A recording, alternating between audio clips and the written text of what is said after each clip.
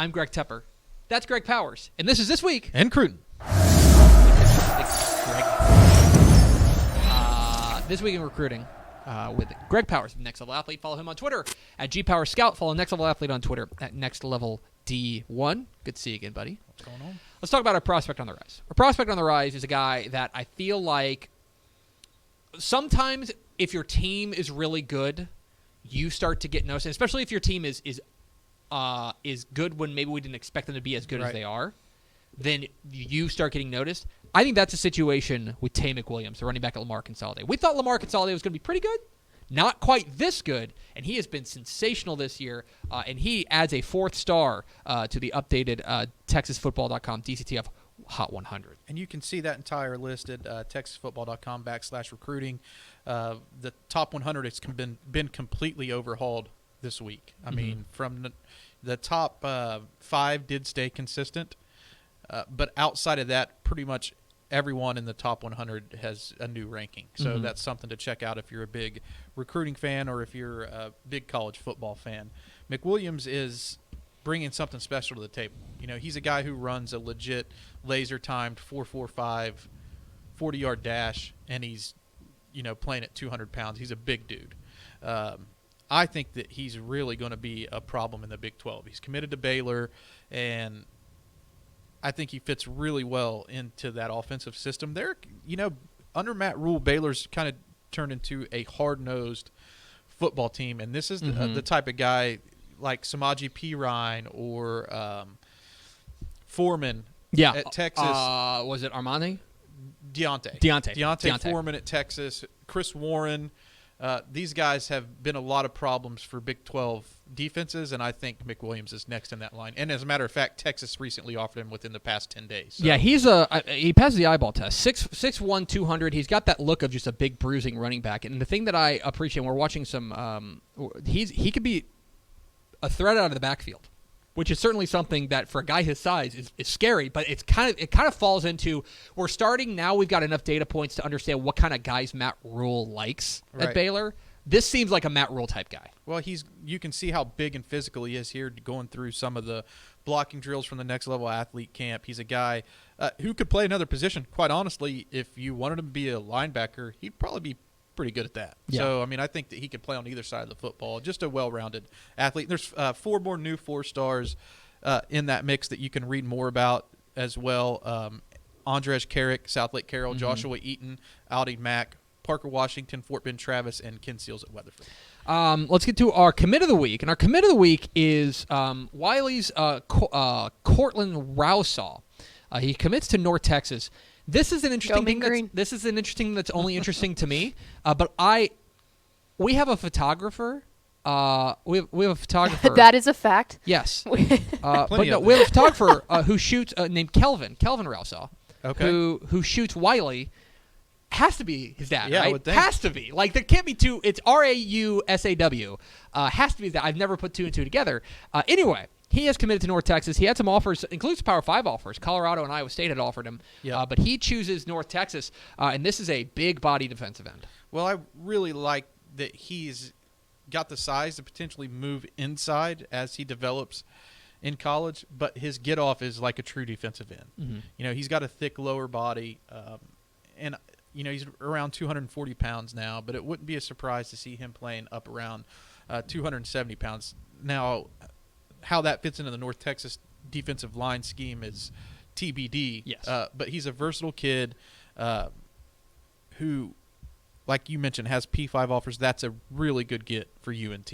And that's why they're starting to have some momentum and didn't underneath the Seth Luttrells. They're able to get these type of guys, and they're able to do it in Dallas. Yeah, and this is, to me, this is the mark of success. If you're looking for how to measure success for North Texas, because North Texas is never, I hate to break it to you, North Texas is never going to have the number 3 recruiting class in the nation. It's just not going to happen. But if they can consistently beat out-of-state Power 5 programs on the level of Colorado, on the level of Iowa State, right? If Alabama wants a kid, they're going to come in, and North Texas is not going to get the kid over Alabama. But that should be the mark of success for recruiting.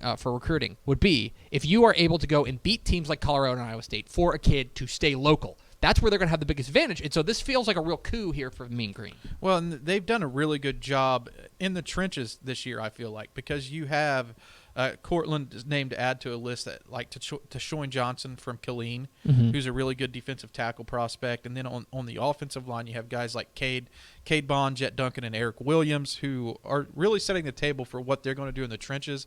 And I think that's very important as you project success. You know, you need these big bodies. Yes.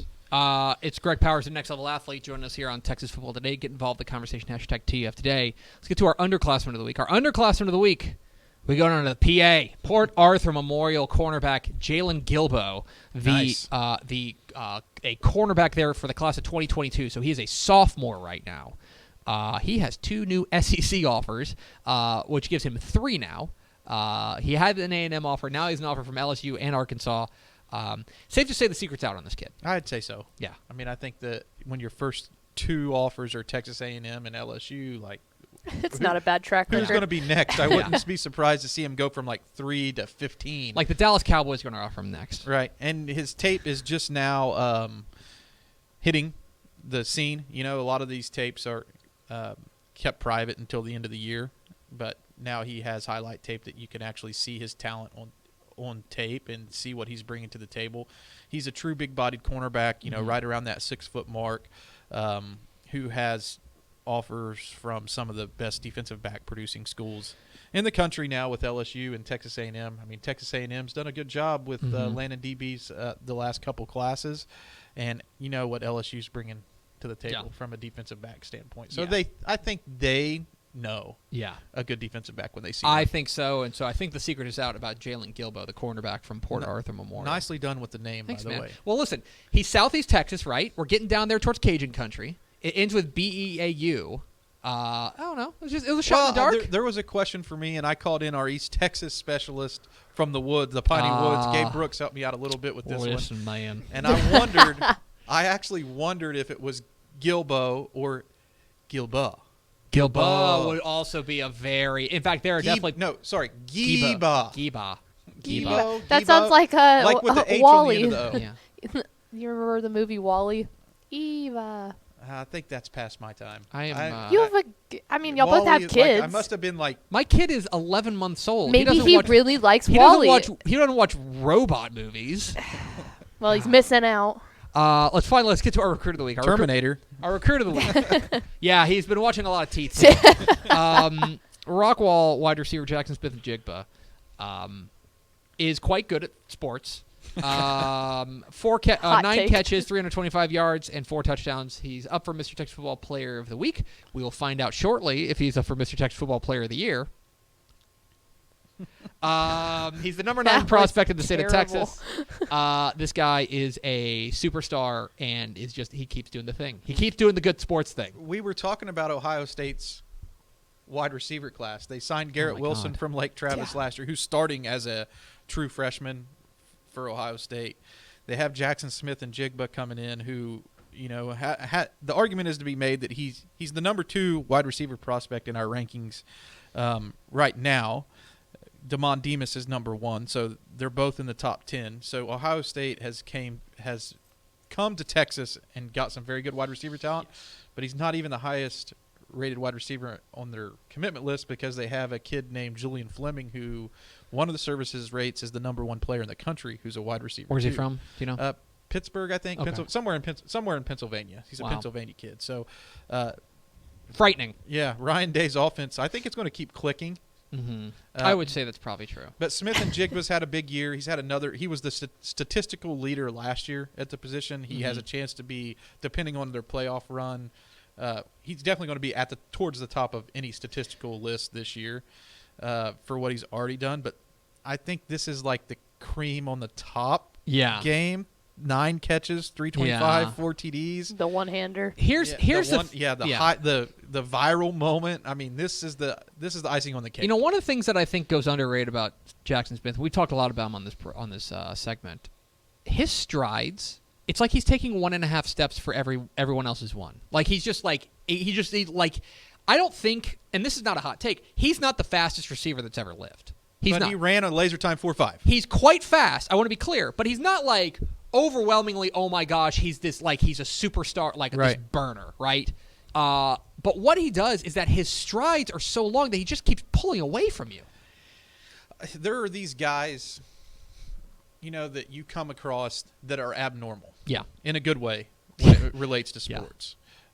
He is one of those that moves abnormally quick for how big he is. Yeah. He has an uncanny knack for being able to catch the football. Mhm. Wherever it is, he can flat out go get it.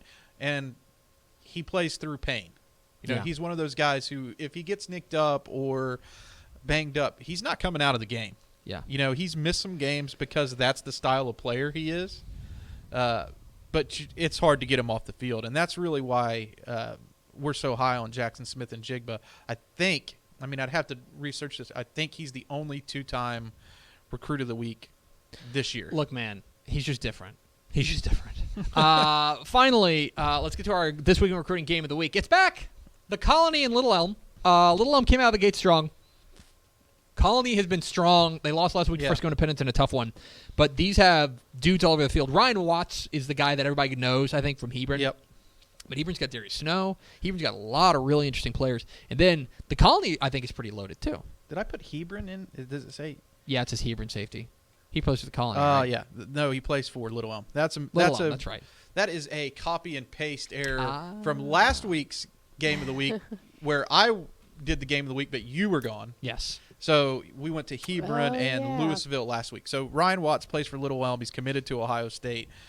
Playing wide receiver, defensive back for Little Elm. And the Colony's loaded up. They have a 2023 running back that I'm really excited to see in Camden Wesley. They have one of the top uncommitted defensive tackle prospects in the state, Marcus Moore. And then, of course, they have Christian Gonzalez, who is committed to Purdue. So a Big Ten kind of flavor in this game. But I like this game because it's, the Colony and Little Elm.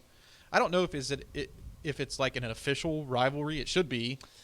We need But to start stamping these things. these guys have been in the same district for I don't even know how long. Yeah. So this is a game that is always fun to watch. So I'm excited to see the Colony and Little Elm. I know that these kids grew up playing youth league football together, so it's one of those Yeah. in North Dallas, one of those like DeSoto, Cedar. burbs. You don't want to compare this game to DeSoto, Cedar Hill, Yes. but it has that feel to it with these guys all knowing each other, playing with each other. Yeah. I've been to DeSoto Cedar Hill before. That game's Thursday, by the way. And of Yep. course it's a prospect factory. I can't do it anymore. Like the media crush there is too much for me. I just can't. I can't do it. That's just me. Right. Uh Well, it takes it's a trafficky game. very traffic. You know what I mean? Like it's And the fact that it's going to be streamed on WFAA.com tomorrow. there you go. There's a little plug for my buddy Mike Leslie. We have a question. I was going to for say, Powers. Ashley, what is our people saying? The people are saying, first off, Meese wanted to know, will we have an all-name team this year? Ooh. Recruits or just in Texas? I think it'd be fun. It would be fun, and there's definitely some that we need to get through. There's a Princely and a Prince rated in the top 50, which is pretty cool. Unique. We'll work on that. No promises, but we'll work on that. And then one more here. Sean Burnett wanted to know, he said, Greg Powers, you hearing anything on 2022 linebacker Justin Medlock of Manville? Yes. He's an up-and-coming prospect. We rate him as a guy who is going to get strong P5 looks. So Wow. I think Manville is back. Manville, no way. Has some they have prospects. players. Well, the interesting thing for me with Manville is that Shadow Creek is so loaded and Manville's still loaded. Mhm. Just think if they were still one team, what it would really be like, because I'm really excited to potentially see Shadow Creek make another run through the playoffs, but Manville's right there having another strong year. But there's so much talent down there in that area. He's Greg Powers of Next Level Athlete. He's going to stick around for the next segment, but follow him on Twitter at GPowerScout. Follow Next Level Athlete on Twitter on Next Level D1. So thanks, Powers. Real fast, too. By the way, just wanted to let you know, there was like 5 or 6 people that commented about my Wylie reference that was the first thing that they thought of, too. They said that would have been a good drop for a soundboard that we don't have. But we'll get there. I feel like this is a reach. I feel like this is a reach, too. All right.